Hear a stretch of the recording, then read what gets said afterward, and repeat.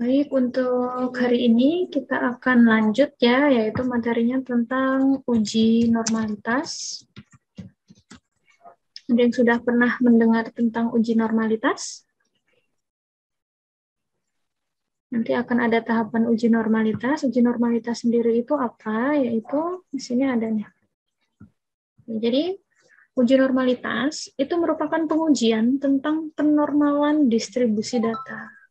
Jadi uji ini nih uji yang paling sering atau paling banyak digunakan gitu ya untuk menganalisis data. Itu analisis yang digunakan itu statistik parametrik di sini ya, atau statistik inferensial. Jadi data yang berdistribusi normal merupakan syarat dilakukannya uji parametrik. Sedangkan untuk data yang tidak berdistribusi normal, itu maka analisisnya menggunakan uji non-parametrik. Nah, di sini mengapa perlu dilakukan uji normalitas? Nah, mengapa perlu dilakukan uji normalitas? Yang pertama, ini Ibu mengutip ya dari Widyarso tahun 2012, yaitu uji parametrik dibangun dari distribusi normal. Contohnya, tabel uji T. Kalau nanti kita akan belajar uji T juga, itu pembuatannya mengacu pada tabel normalitas. Kemudian yang kedua, dapat diasumsikan bahwa data kita itu mewakili populasi, gitu ya. Jadi nanti kalau kita mengambil sampel dalam penelitian, kita bisa meyakini bahwa data kita itu mewakili populasi.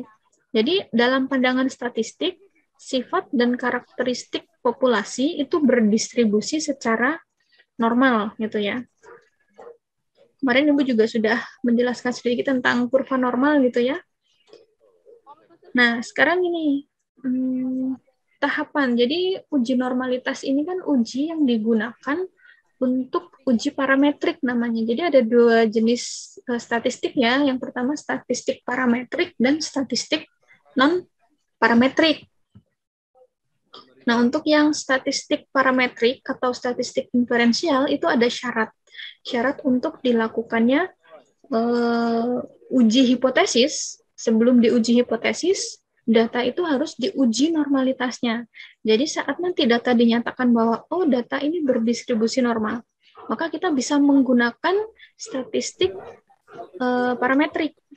Tapi nanti misalkan setelah diuji, nanti kan kita ada hasilnya ya, hasil ujinya, angka itu berupa angka, ternyata dia disimpulkan dia tidak normal.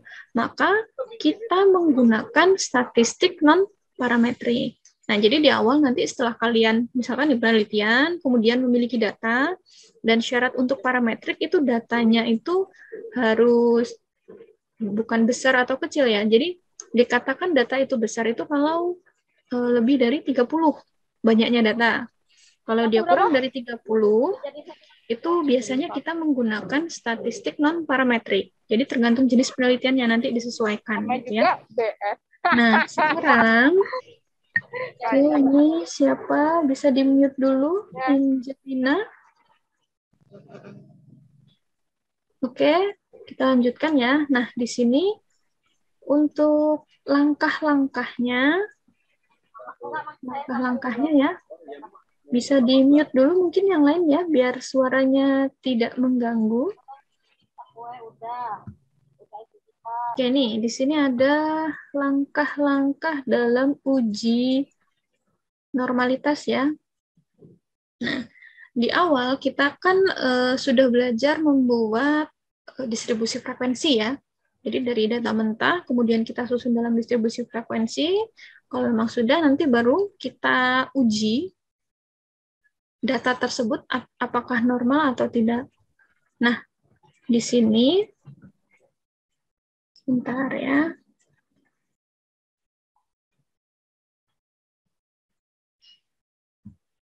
Nah, di sini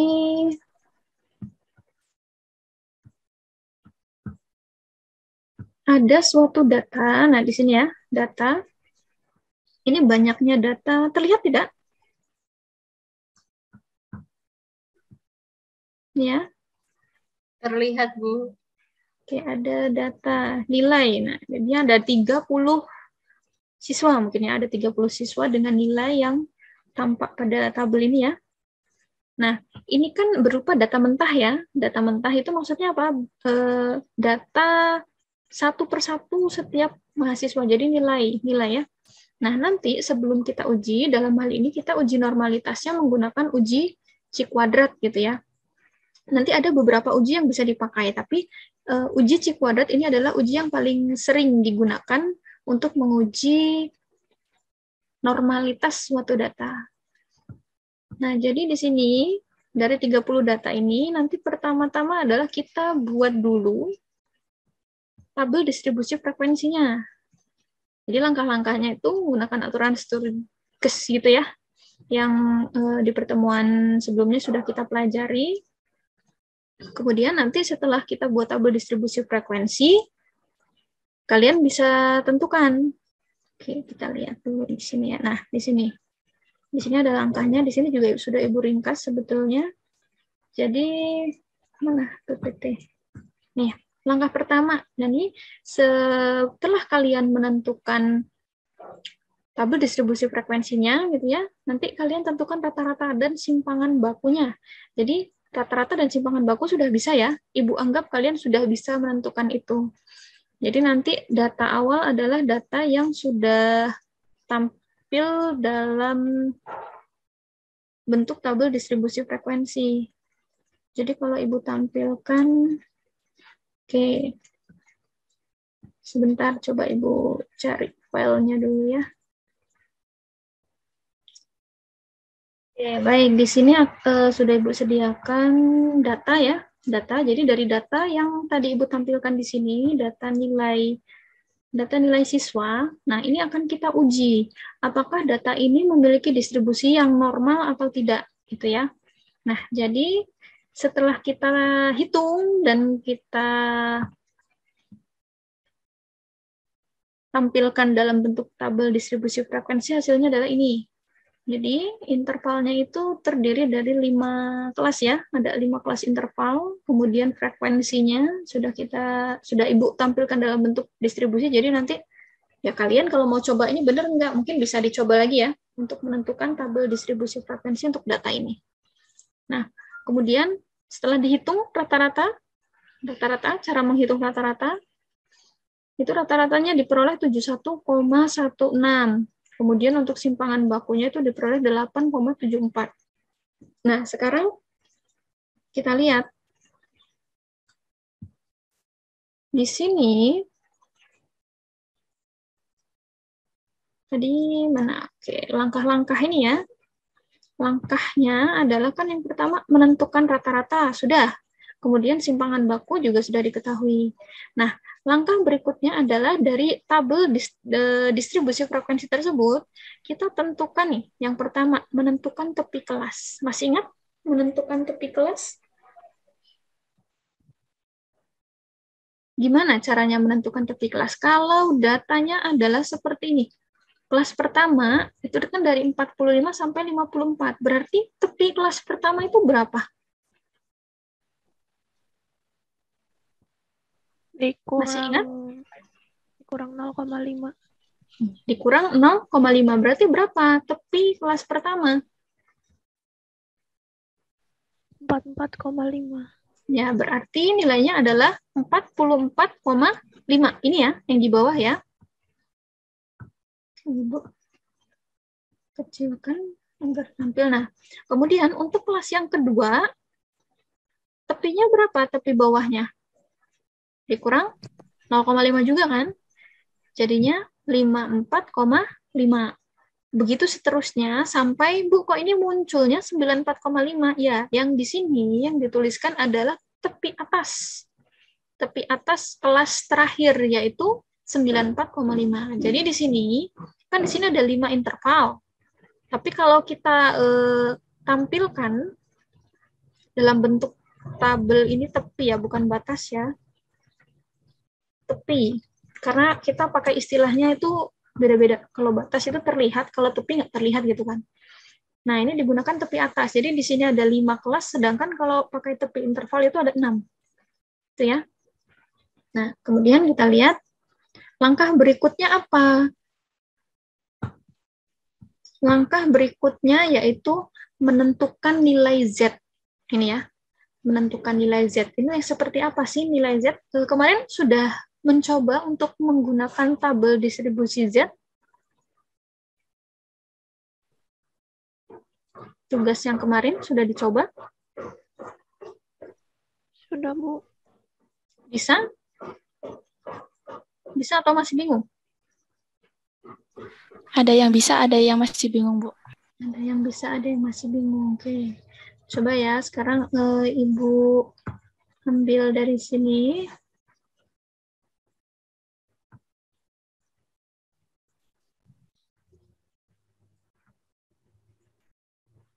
Kita materi statis.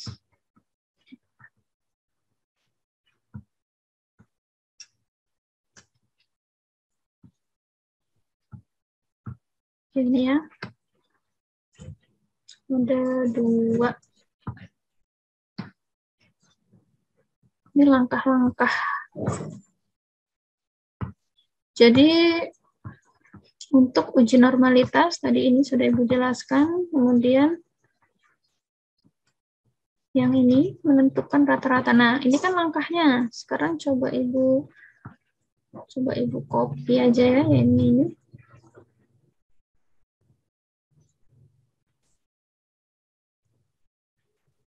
Sebentar.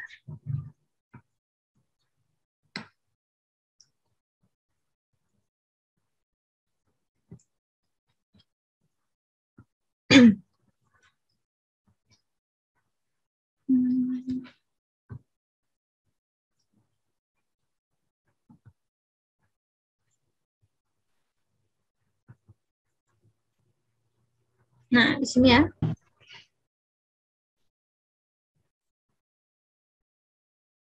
Nah, di sini kemudian Z-nya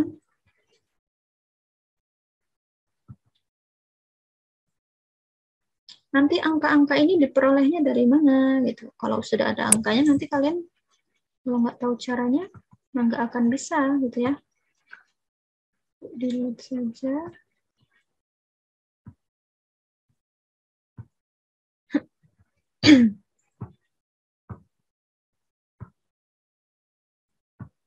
Sebentar ya.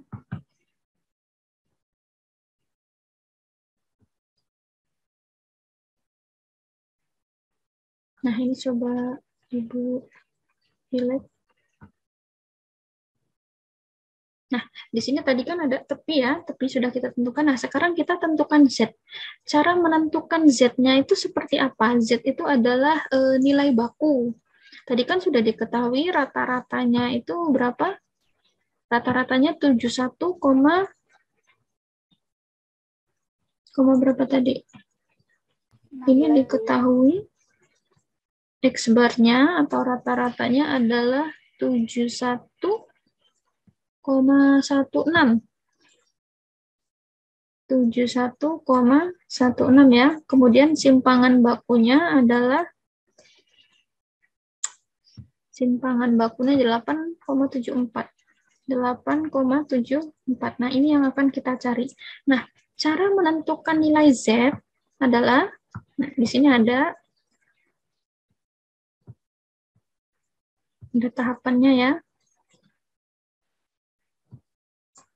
Nah, nilai Z itu ditentukan dengan cara, ini Bu copy saja kalau begitu. Tepi bawah kelas dikurang min gitu ya, untuk menentukan Z. Nah, ini yang akan kita pakai. Berarti untuk kelas yang pertama, nanti kita bisa hitung ini, nilai ZI ya, Z1 ya. Berarti, tapi bawah kelas pertama berapa? Di sini kan 44,5 ya. Minnya adalah X bar ini dikurang 71,16 dibagi simpangan bakunya adalah 8,74. Nah, berarti kalian hitung. Ini hasilnya berapa? Silakan gunakan kalkulator ya. Gunakan kalkulator. Nah, di sini tadi Ibu sudah mencoba untuk menghitung, hasilnya adalah, kalau kalian mau pakai Excel itu akan memudahkan gitu. Ini pakai Excel. Warna hitam. Nah, di sini hasilnya adalah negatif 3,05. Sini ya, hasilnya negatif 3,05. Kalian cek benar atau enggak. 44 dikurang 71, berarti hasilnya negatif kan? Hasilnya kemudian dibagi 8,74. Untuk Z kedua juga seperti itu nanti mencarinya. Berarti, tapi bawah kelas kedua adalah 54,5 dikurang 71,16 dibagi 8,74. Nah, ini hasilnya, silakan gunakan kalkulator ya. Nanti dicek adalah negatif 1,906.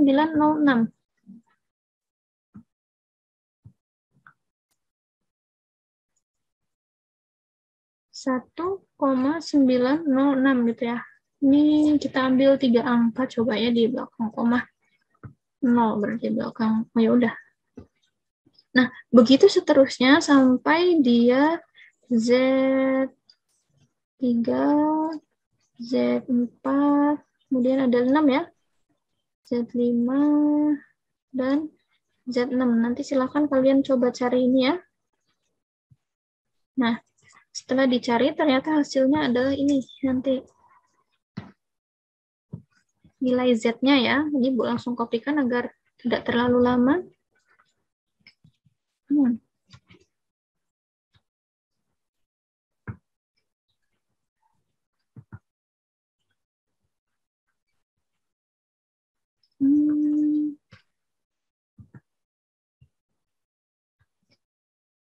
Mau dia. Sebentar ya.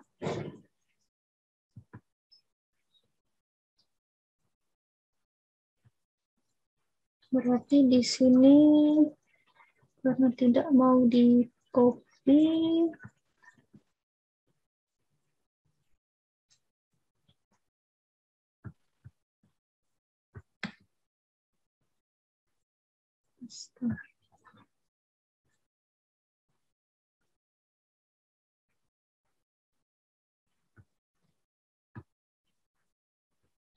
ya ini adalah hasilnya.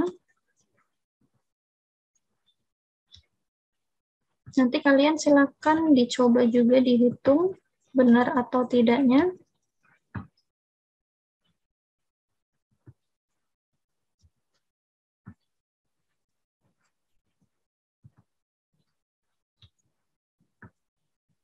Nah, ini nilai Z-nya.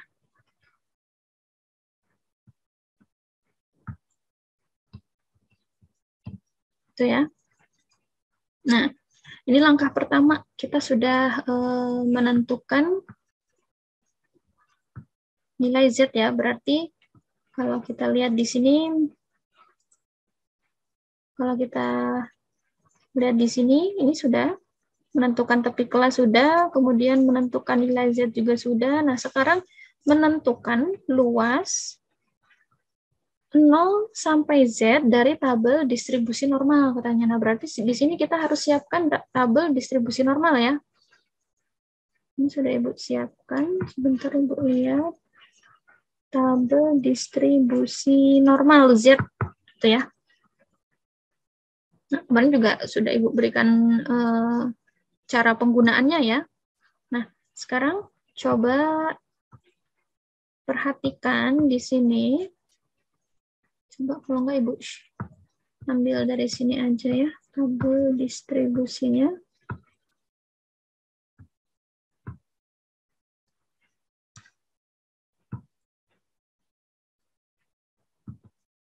Jadi mana ini?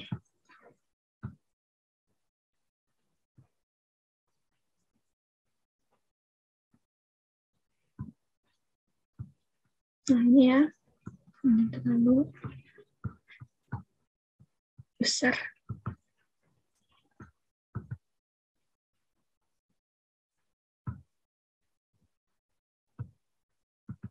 Nah, di sini tabel normal, tabel distribusi normal. Sebentar, Ibu.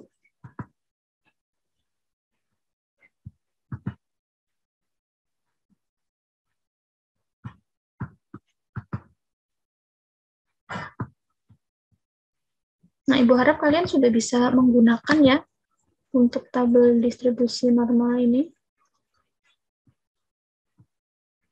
Sekarang kita lihat untuk nilai yang pertama. Nah, luas tabel ini bergantung dari nilai Z yang sudah kita temukan tadi ya. Sekarang kita lihat. Untuk menentukan luas dari 0 sampai Z pada tabel, kita lihat di sini Z-nya kan negatif 3,05 ya. Di sini di tabel Z ada nilai negatif tidak? Tidak ada kan? Berarti kita tidak perlu melihat tanda negatif. Tanda negatif itu hanya menentukan letaknya. Letaknya kalau dia negatif berarti di sebelah. Kalau dia negatif berarti dia ini ada di sebelah kiri. Kalau negatif ya. Negatif. Kalau di ini berarti dia positif. Nah, tadi nilai pertama adalah 3,05. Berarti sekarang kita lihat di sini. Ini kelihatan nggak angkanya? Apa terlalu kecil?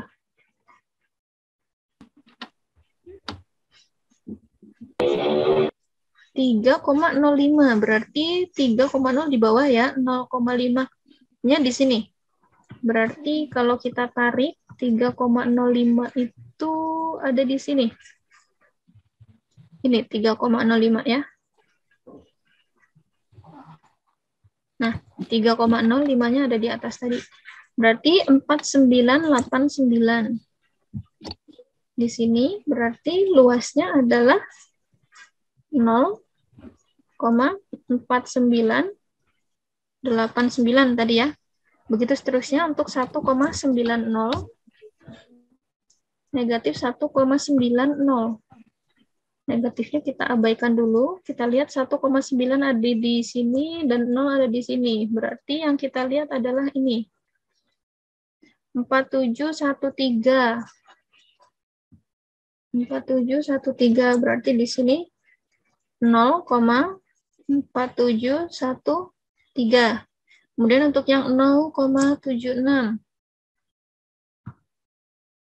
0,7 di sini 6-nya adalah di sini ya. Berarti 2764. 0,27647 ini ya. Kemudian 0,38. 0,3 ada di sini, kemudian 8 ada di sini. 1480. 0,1480.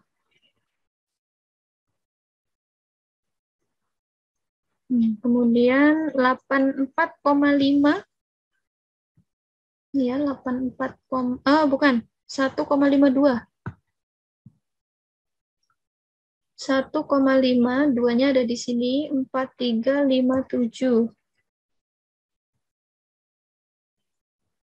0,4357, kemudian 2,67. 2,6 di sini, kemudian 7 ada di 1, 2, 3, 4, 5, 6, 7, 8. Berarti ada di sini, karena mulainya dari 0, 4, 9, 6, 2.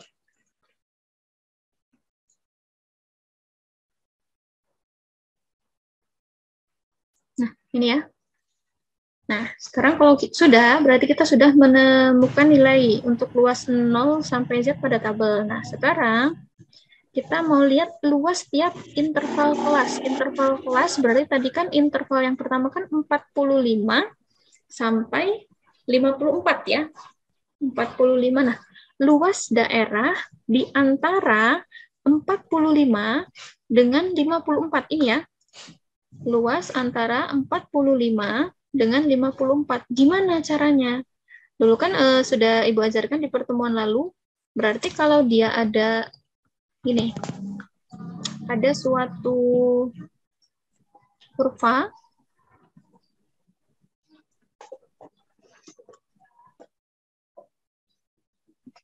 Ngapain lagi? Itu ya, kurva normal.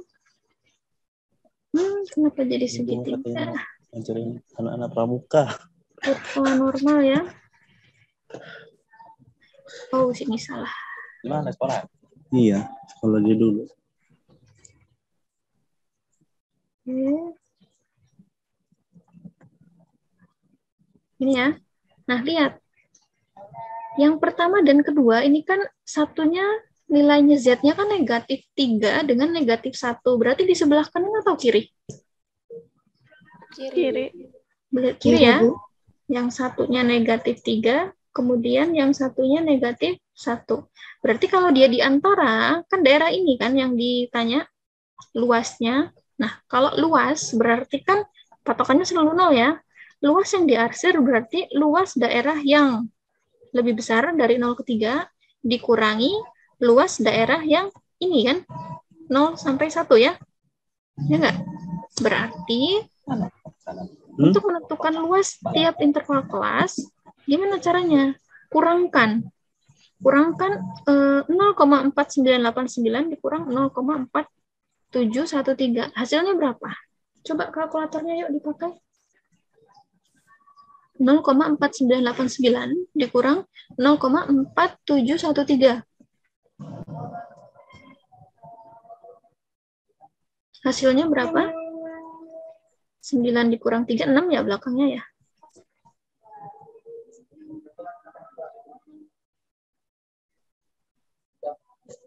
Enam. 8 kurang 1, 7. 9 dikurang 7. Ngapain? Boleh lanjut. 4 kurang 4, 0. Katanya mau masak apa? Bener nggak ini? Ingat, biar ini. Iya, Bu. Oke, bisa Nggak, Ibu di-mute Dina itu. dulu, Desmond. Itu. Mau di depan belum? Mau di mana? Tiga mas Medan. Bener nggak ini hitungannya? Benar, Bu.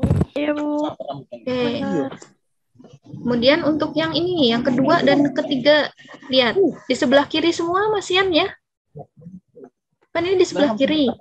Berarti sama langkahnya. 0,4713 dikurang 0,2764. Berapa hasilnya? 0,4713 dikurang 0,2764. Itu dosennya. Shit. Oh, ya ini. Shit juga. Iya, call itu.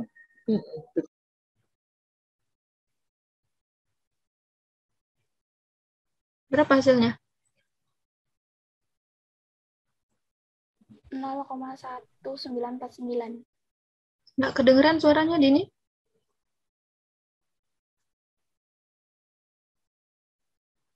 Nol, 1949.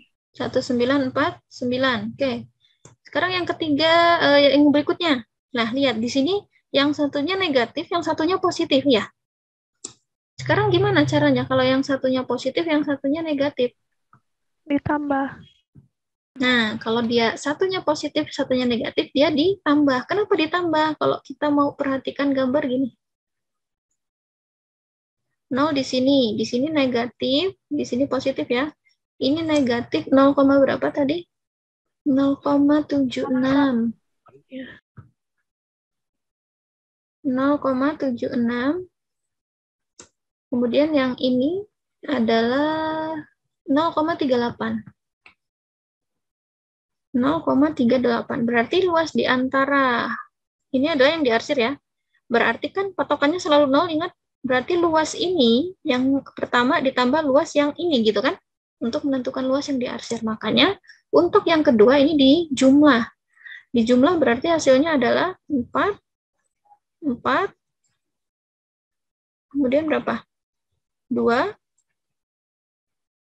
4.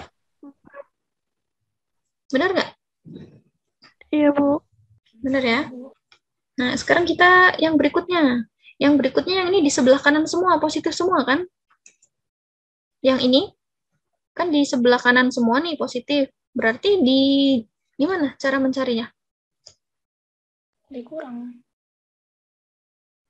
Berarti yang luas, gini, gambarnya sama seperti yang pertama. Berarti kalau kita gambarkan gini. Kan satunya di kanan, satunya juga di kanan. Berarti nanti yang diarsir adalah yang di sini, patokannya 0. Itu angkanya adalah 0,14 dengan 43.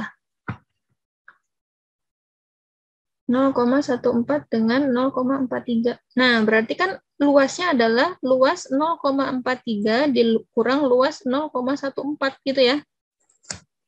Berarti yang besar dikurang yang kecil. Yang besar yang mana? Yang di bawah. Berarti 0,4357 dikurang 0,1480. Berapa hasilnya? 7 dikurang 0, 7. 15 dikurang 87 juga. Cek ya, benar nggak? 12 dikurang 48. 3 dikurang 1, 2. 0, 0, benar nggak ini? Begitu juga untuk yang bawah. Berarti ini 5, 0, 6, 0,06. 0,0. Duh, kenapa susah sekali? 0,6 gitu ya. Benar nggak ini? Kita cek hitungan yang sudah Ibu dapat adalah ini ya, yang ini 0,27 1949 42 2877 0. Oke, sama ya hasilnya ya. Nah, kalau sudah gimana? Langkah berikutnya adalah kita menentukan nilai E. Nah, nilai E itu apa? Dengan cara mengalihkan luas tiap interval dengan jumlah responden. Jumlah respondennya tadi kan 30 ya. Berarti kita kalikan setiap luas ini dengan 30. Berarti yang ini N-nya, kalau mau ditulis adalah N-nya itu kan sama dengan 30. Berarti setiap angka ini untuk menentukan E, kalikan 30. Kalau Ibu pakai Excel, gini.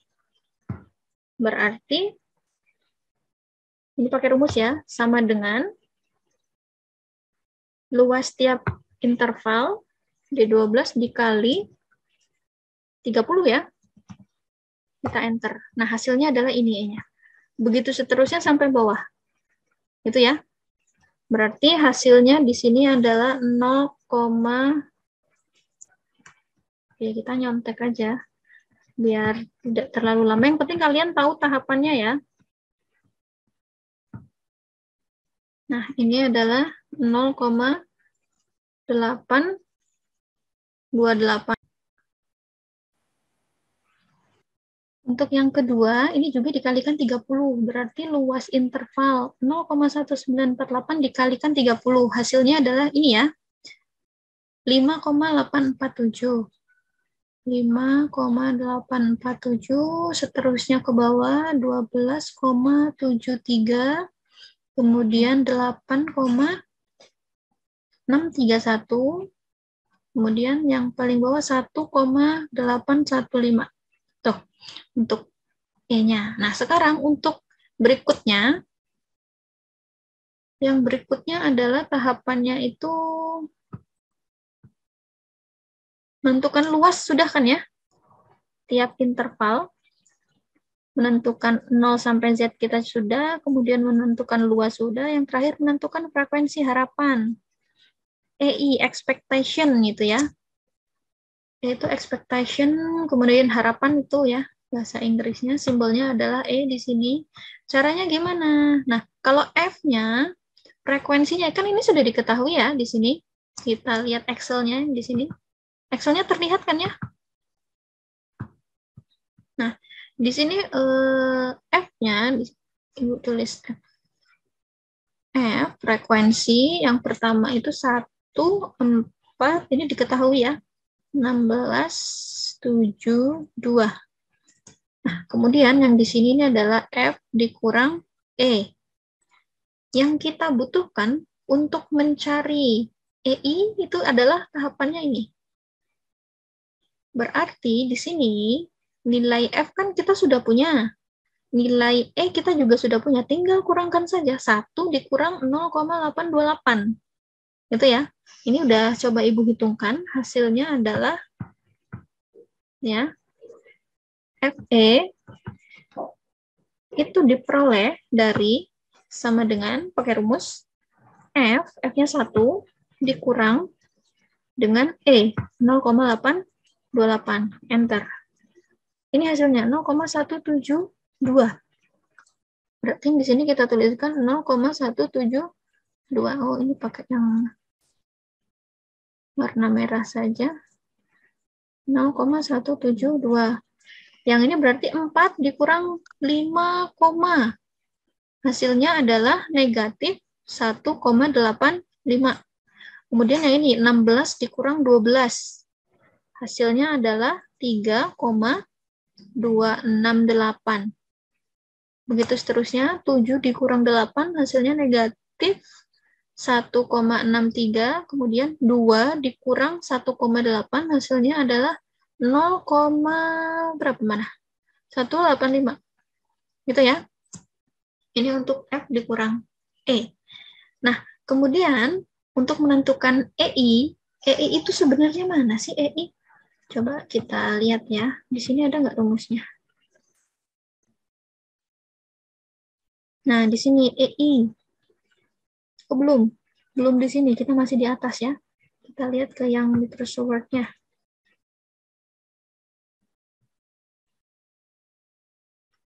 Nah, rumusnya adalah ini. F dikurang E kuadrat dibagi E. Itu nanti di sini hasilnya ya, dijumlahkan hasil ini. Di sini ada panduannya. Rumus awal ada di, sebentar Ibu cari.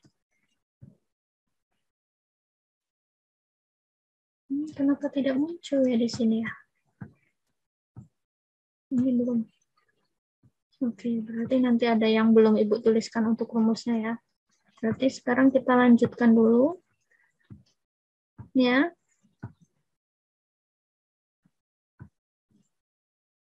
Nah, setelah FE, kemudian nanti yang kita perlukan adalah FE pangkat 2.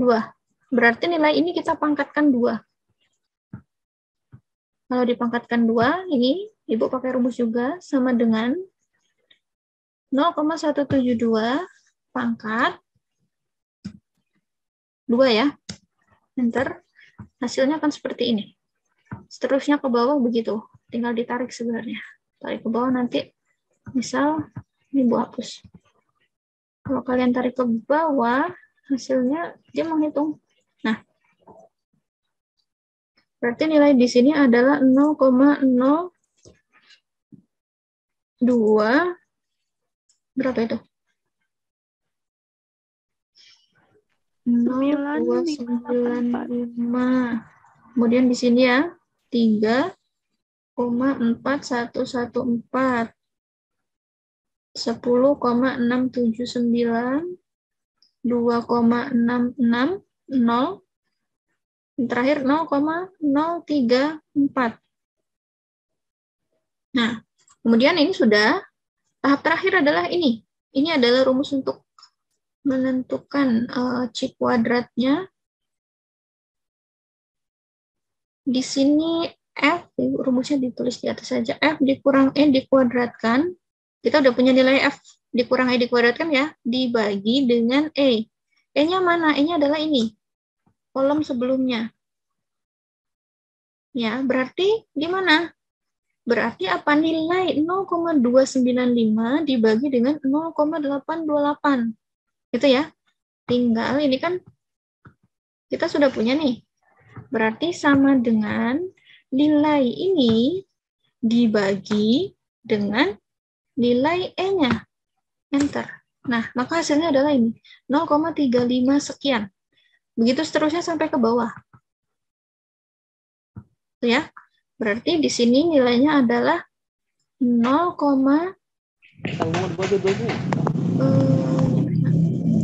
saja biar sama. Oke, Desmond Bisa di-mute dulu.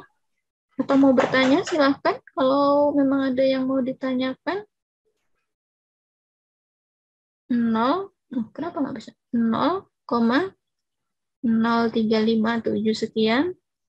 Kemudian yang di bawahnya 0,583. 0,8388 ini kalau kalian mau pakai 4 angka semua, 3 angka ini Bu, nggak konsisten, ada yang 3, ada yang 4. Kalau tidak mau di sederhanakan juga nggak apa-apa, hasilnya akan lebih mendekati gitu ya. Kemudian di sini adalah 0,3082 0,0188. Nah, kalau sudah kita temukan semua nilai di sini, sekarang tinggal kita jumlahkan. Kita jumlahkan di sini. Kalau dijumlahkan, Ibu ini pakai Excel biar cepat ya, nggak pakai kalkulator. Sama dengan sum, atau blok yang keempatnya di 5 baris di atas, tutup kurung, enter. Hasilnya adalah 1,78505 sekian ya. Nah, ini adalah nilai yang kita temukan. Dia ini siapa? Oke, kita lanjut. Sekarang kita beralih ke sini. Ya, kita sudah dapatkan semua nilai. Nah, tahapan berikutnya di sini ya. Kita sudah punya nilai ini ya, kita keep dulu. Sekarang kita lihat tahapan di sini. Langkah ketiga sudah lengkap nih, kelima-limanya. Tahap berikutnya adalah merumuskan hipotesis. Hipotesis, di sini ada 2 hipotesis, karena yang mau kita buktikan adalah apakah yang pertama H0, hipotesis 0, apakah data berasal dari populasi yang berdistribusi normal, atau hipotesis pembandingnya adalah data tidak berasal dari populasi yang berdistribusi normal. Ini hipotesis kita untuk uji normalitas ini ya. Ada 2 hipotesis. Ini hipotesis 0, ini hipotesis 1. Atau istilahnya ada juga kadang ada HA, hipotesis alternatif gitu ya. Jadi nanti di setiap buku itu beda-beda istilahnya. Tapi maknanya sama. Kalau sudah kita menentukan hipotesis, sekarang kita tentukan tahapan yang kelima adalah taraf nyata alfa. Nah, sekarang nanti di si peneliti itu akan menentukan di awal apakah alfa yang mereka ambil itu 0,5 atau 0,05 atau alfanya itu 0,01 gitu ya. Nanti kita akan lihat ke tabel C kuadrat. Nah, di sini Bu, jadi pakai mana? Yang 0,05 atau 0,01? Untuk hari ini kita pakai yang 0,05. Siapa yang bisa menentukan alfanya 0,05? Itu peneliti sendiri. Terserah. Jadi mau pakai 0,05 boleh, 0,01 juga boleh. Nah, tadi langkah kelima adalah kan menentukan apa? Kita tentukan nih yang 0,05 ya. Untuk C kuadrat tabel. Di sini langkahnya adalah ada C kuadrat tabel sama dengan, nah kita tentukan dulu. Tahap kelima, C kuadrat tabel. Kalau mau Ibu tampilkan gini. Langkah kelima ya, Ibu tulis ke bawah ya. Ini langkah kelima. C kuadrat table itu sama dengan caranya melihat gini. 1 min alfa, terlalu kecil ya. 1 min alfa, dk ini ya. Titik 2 dk. Maksudnya apa? Alfanya kan 0,05. 1 dikurang 0,05 berapa? 0,95 kan? Sedangkan DK-nya adalah K-1. Jadi kita tulis dulu nih. Di sini. 1 min alfa titik 2. Di sini DK. Di mana DK-nya itu adalah K-1. Di mana K-nya adalah banyaknya interval. Banyaknya kelas. Jadi di sini DK-nya belum dicari. Kita lihat tabel C kuadrat sekarang. Berarti ini akan sama dengan C kuadrat 1 min 0,05 titik 2 DK. Tadi kelasnya ada berapa? 5 ya? 5 dikurang 1, 4 di sini. Bisa ya menentukan ini ya. Berarti sekarang kita lihat tabel C kuadrat. Tadi sudah Ibu buka nih ya. Tabel C kuadrat adalah ini. Nah, di sini ada ini alfa, kemudian di sini adalah 1 min alfa. Berarti ini adalah daerah yang apa? Daerah penolakan nanti di sini ya. Nah, di sini lihat 1 min alfa kali. Ini nih alfanya. Berarti alfa kita adalah 0,95 ya. 0,95 di mana? Nih. 0,95 ada di sini. Terlihat ya? 0,95, kemudian V. Nah, V atau DK itu sama. V atau DK. Jadi, kita tadi 4 kan ya? Nilainya 4, berarti ada di sini. Berarti nilainya adalah 9,48. Sekarang kita coba pastikan dulu. Aduh. Ini ya. Mana tadi? Nah, di sini. Berarti nilai di sini C kuadrat tabel, Ibu tulis saja ke bawah lagi ya.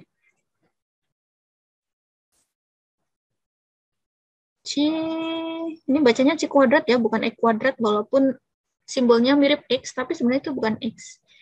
Bacanya kadang chi square atau C kuadrat 0,95 ya, karena 1 dikurang 0,05 adalah 0,95. DK-nya adalah 4. Berarti nilainya tadi mana? Kita lihat. 0,95 di sini, kemudian 4 ada di sini. Berarti 9,4877. Kita bulatkan 2 angka aja, 9,49 ya. Berarti ini 9,49. Ini adalah C kuadrat tabel istilahnya. Sama dengan 9,49. Langkah 5 selesai. Langkah berikutnya apa? Langkah berikutnya adalah kriteria pengujian. Nah, kriteria pengujian seperti ini. Ini Ibu ambil saja ya. Kriteria pengujian. Langkah 6 ya.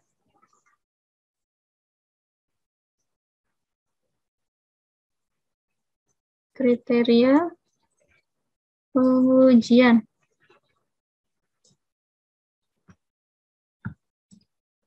Ini adalah kriterianya. Katanya apa? Jika C kuadrat hitung kurang dari C kuadrat tabel, maka H0 diterima. Sekarang, C kuadrat tabel kita berapa? 9,49. Kita cek C kuadrat hitung. Itu adalah perhitungan kita yang tadi. Yang ini. Hasilnya adalah 1,7. Kita bulatkan ya. 1,79 ini ya. Kita bulatkan. 1,79. Berarti C kuadrat kok kuadratnya di bawah? C kuadrat hitung itu sama dengan 1,79 gitu ya. Nah, kemudian dibandingkan dengan C kuadrat tabel. Kuadratnya ke bawah terus ya. C kuadrat tabel itu sama dengan ini, 9,49. Nah, sekarang, menurut kalian ini tandanya yang di sini, titik-titik ini, kurang dari atau lebih dari? 1,79 itu kurang dari 9,49 atau lebih dari? Kurang dari. Kurang Kurang dari dari, ya? Bu. Oke, berarti kita isi di sini adalah kurang dari. Jadi kalau kalimatnya seperti ini gimana? Maka apa? Maka kesimpulannya apa? Maka Hipotesis diterima. H0 yang pertama kan? H0 diterima. Diterima. Berarti kesimpulannya apa? Kita lihat ke hipotesis. Hipotesisnya apa tadi? Di kesimpulan. Oh, langkah 7 uji statistik ya. Uji statistik tadi sudah kita lakukan di awal ini. Uji statistik. Kita pakai ini uji statistiknya ya. Kemudian kesimpulan. Kesimpulannya adalah kita balik ke hipotesisnya. Karena H0 diterima, maka kalimatnya ini, maka data berasal dari populasi yang berdistri normal. Berarti kita simpulkan di bawah. Berarti data nilai mahasiswa berasal dari data yang berdistribusi normal gitu ya. Oh, berarti ya udah normal atau enggak normal. Berarti bisa pakai statistik parametrik tidak? Silakan dilanjutkan. Jadi tahapannya yang normalnya sudah terpenuhi. Berarti nanti tinggal tahapan apa berikutnya. Nanti ada. Itu ya. Jadi kesimpulannya data yang kita uji ini adalah data yang berasal dari distribusi yang normal gitu ya.